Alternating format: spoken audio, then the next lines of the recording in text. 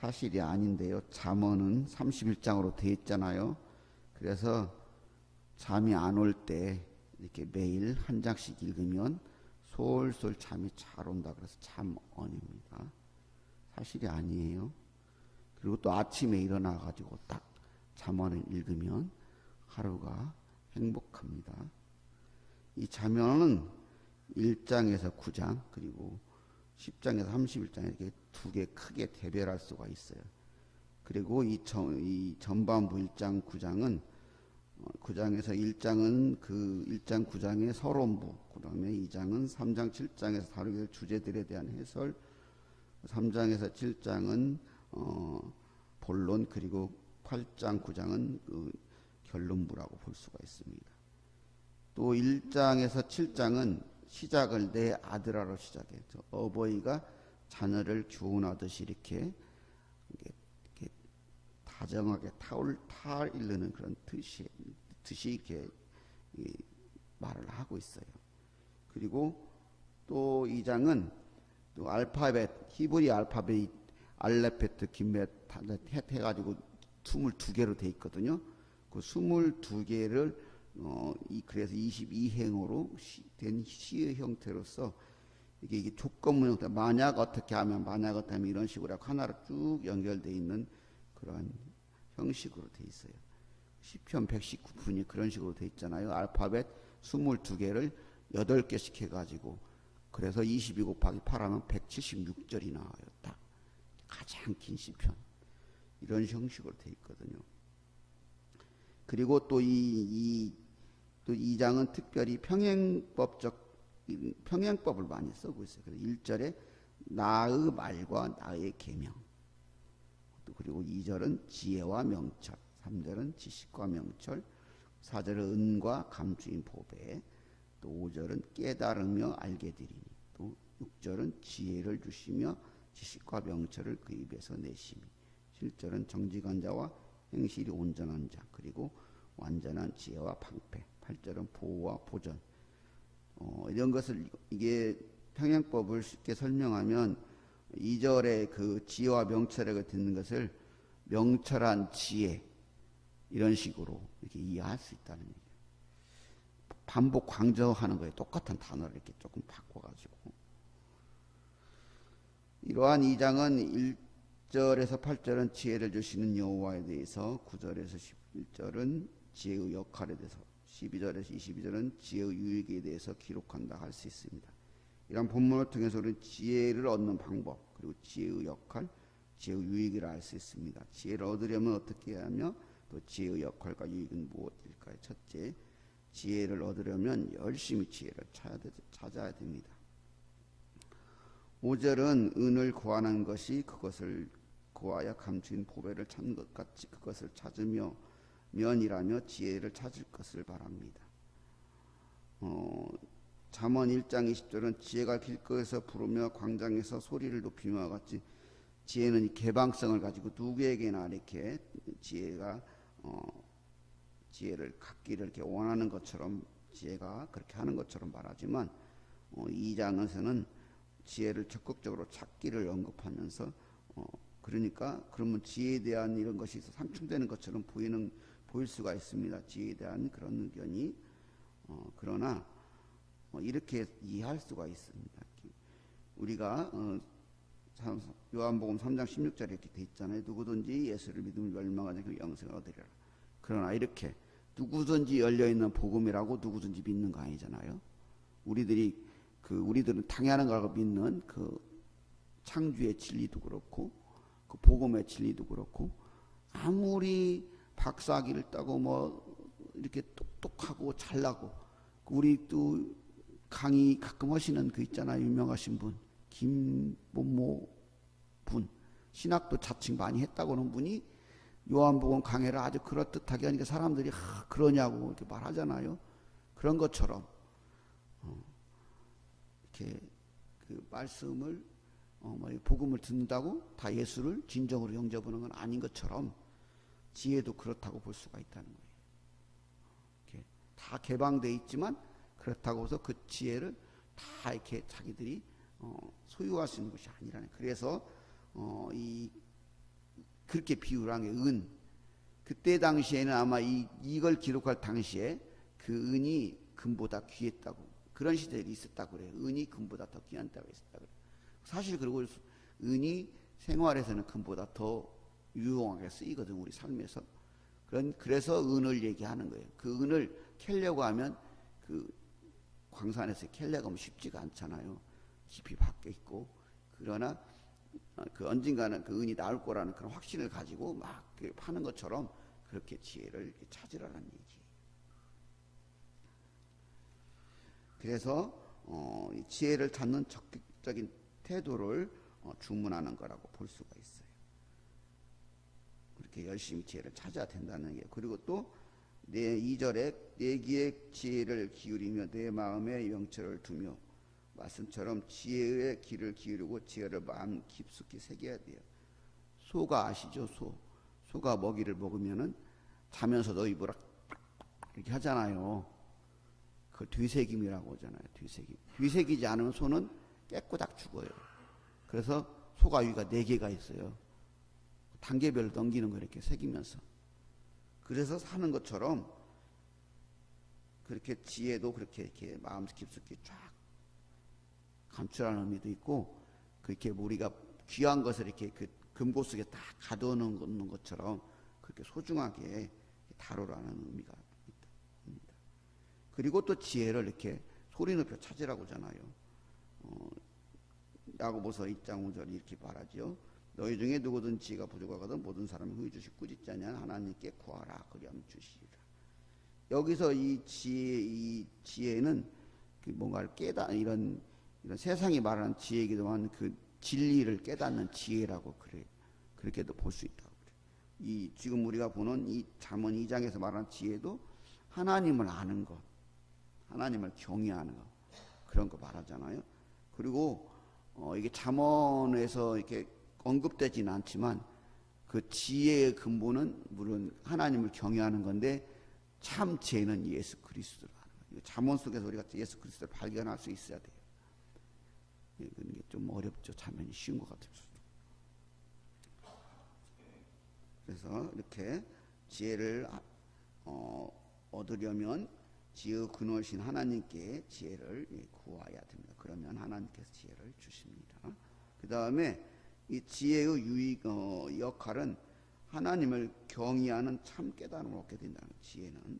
지혜를 얻게 되면 5절엔 여호와를 경외하기를 깨달으며 하나님을 알게 되리니 말씀처럼 여호와 경외하기를 깨달으며 하나님을 알게 된다는 거예요. 지혜를 얻으면. 잠언 7장은 이렇게 말하잖아요. 여호와를 경외함이 지식의 근본이거늘 미련한 자는 지혜로운 길을 멸시하느니라. 이게 경외라는 말이 상당히 어려운 말이면서도 중요한 말이잖아요. 저희들이 볼 때 이렇게 경외할 수 있다는 것은 그만큼 하나님을 깊이 아는 거예요. 이렇게 그냥 지식적으로 아는 그런 것이 아니고, 하여튼 너무나 깊이 아는 그런, 깊이 하나님을 알기 때문에 하나님을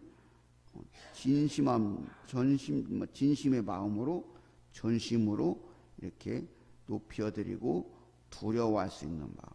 그렇기 때문에 당연한 순종이 나오는 거, 자발적이고 참 당연한, 그리고 온전한 순종이 나갈 수 있는 거, 아브라함이 보여줬던 것처럼 그런 것을 경외라고 할 수 있어요. 그런데 이렇게 하나님을 경외하게 되는 지혜를 얻으면 하나님을 경외하는 지식을 알게 되고, 또 하나님을 그렇게 비로소 알게 된다. 이렇게 설명할 수 있겠지요. 이렇게 이제 내가 너를 알아. 이제 이게 남녀가 이렇게 사귀다 보면 내가 너를 알아. 그건 이렇게 뭐 너 이름을 알고 네가 뭐 누구고 뭐 이런 것을 말하는 게 아니잖아요. 다 이렇게 표현하기는 좀 그렇지만은 그런 거 있잖아요. 내가 너를 알아. 그것은 그런 그런 것이라고 볼 수가 있다는 거예요. 접촉해서 뭐 이렇게 어떻게 보면은 알아가는 과정에서 다투기도 하고 이렇게 막 그런 것도 거치겠죠. 그렇게 아는 것을 내 지혜를 얻으면 그렇게 하나님을 알게 된다는 거예요. 그래서 하나님이 어떤 분인지도 알게. 하나님이 이렇게 언급되잖아. 그 뒤에 지혜를 주시는 분, 그 입에서 지식과 명철을 내시는 분, 정직한 자를 위하여 완전한 지혜를 예비하시는 분, 행실로 완전한 자를 지키시는 방패 되시는 분, 정의의 길을 보호하시고 성대기를 보존하시는 분. 그래서 그렇기 때문에 이 하나님을 경외하는 지혜를 얻어서 하나님을 경외하는 사람은 그런즉 내가 공의와 정의와 정직 그 모든 선한 일을 깨달을 것이라는 것처럼 하나님께서 원하시는 하나님의 그 속성 중에 하나님 많이 강조되는 그러한 삶을 산다는 거예요. 그래서 하나님의 선한 길을 산다는 거예요. 공의와 정의와 정직. 공의는 100% 맞다고 그런 거 아니에요. 이렇게 볼 수 있다는 얘기, 도덕적 의미에서 올바름. 정의는 사회적 관계에서 올바른 판단력. 정직은 인간의 내적 면목, 그 사상과 양심에서 올바르고 성실한 태도. 이러한 그러한 선한 삶의 길을 살게 된다는 거예요. 그래서 하나님께서의 뜻에 합당한 삶, 윤리적, 도덕적, 실천적 행위로서의 구체적인 선한 삶을 살아갈 수 있게 된다는 것입니다. 이렇게 하나님을 경외하는 마음이 있을 때 우리는 단지 지식적인 것이 아니라 친밀한 연인처럼 눈빛만으로도 마음의 생각과 상태까지도 미로 알 수 있는 것과 같은 그러한 친밀함으로 하나님을 알고 하나님의 선에 이끌려서 선한 삶을 살 수 있게 된다는 것입니다. 그게 지혜의 역할이라는 거예요. 그 다음에 이런 지혜를 또 이렇게 그렇게 얻게 된 사람은 유익이 있는데 이렇게 하나님을 경외하는 지혜를 가진 사람은 지혜의 유익을 누리게 되는데 먼저 지혜가 마음에 들어가며 지식이 영혼에 참된 기쁨을 줍니다. 이렇게 우리가 그 TV에 보면 유레카 사람 유레카 있잖아요. 뭔가 막 진실로 깨달았을 때 그 누리는 기쁨. 그것도 이러한 기쁨의 일부라고 볼 수가 있어요. 하나님에 대해서 이렇게 성경을 읽다가 기도를 하다가 하나님께서 성령이 감동을 주셔가지고 미처 내가 똑같이 맨날 수도 없이 읽은 그 말씀 이렇게 있잖아요. 로마서 1장 16절 믿음으로 말미암아 구원을 얻으리라 그 말씀을 얼마나 많이 읽었겠어요. 루터도. 그런데 어느 날 그 말씀이 내 말씀으로 딱 그렇구나. 그런 것처럼 그렇게 알게 되었을 때 누리는 기쁨을 말하는 거예요. 그렇게 기쁨을 누리게 된다는 거예요. 그렇게 그 기쁨 속에 있기 때문에 더욱 지혜롭게 살아갈 수 있게 된다는 거예요. 그럼 그렇게 표현할 수 있어요. 고기를 어떤 사람이 고기를 잘 먹어요? 먹어본 사람이. 그렇다는 거예요. 지혜도 지혜를 얻어본 사람이 지혜로울 수 있다는 거예요. 그리고 또 두 번째 유익은 12절처럼 악한 자와 의 길과 폐하게 말한 자에게서 건져내리라. 악한 자에게서 지켜주게 한다는 거예요. 왜냐하면 근신하고 명철이 학행하기 때문에 그리고 악인의 구부러지기를 폐해가는 길을 떠나서 정직한 길 선한 길로 행하기 때문에 악한 자의 그런 길에서 빠지지 않을 수 있다는 거예요. 그 다음에 세 번째 지혜가 또 음녀에게서 말홀이는 이방 계집에게서 구원을 음녀에게서도 지키는 거예요. 이게 쉬운 얘기 아니거든요. 전 남자잖아요. 여기 남성분들은 나이가 젊거나 어리거나 인물이 잘나고 안 나고가 아니에요. 쉽지가 않은 문제라는. 장담하는 사람들을 봤어요. 제가 우리 또 같이 공부할 때도 제가 그런 사람들 그런 말했는데 당신은 그렇게 말하려고 몰라도 나는 절대 장담 못 한다고. 저거 옛날에 구역 강사할 때 그 신방을 가야 되는 경우가 있거든요. 여자 집사님들이랑 혼자. 그때는 원칙을 가면은 절대 개방적인 공간을 만든다든가 30분 이상 안 넘긴다든가 그럼 우리 싸움하고 같이 간다든가 권사님을 데리고 간다든가. 저는 지금도 절대 장담을 못해요. 제가 잘나서가 아니라. 이런 문제는 여자도 마찬가지예요. 나는 내가 누군데 내가 기도를 얼마 한 사람인데 그런 것이 아니라는 거예요. 그런데 진정한 지혜를 가진 사람은 그렇게 지켜준다는 거예요. 거기서도. 그 다음에 그리고 이 음녀는 뭐냐면 그 자체가 사망의 집이라는 거예요. 거기 가는 순간 이미 죽었다는 거예요. 그게 뭐냐면 음력에서 지켜준다는 얘기는 죽음에서 지켜준다는 얘기예요. 끝으로 20절 지혜가 너를 선한 자의 길로 행하게 하며 또 의인의 길을 지키게 하리니. 정확한지는 모르겠어요.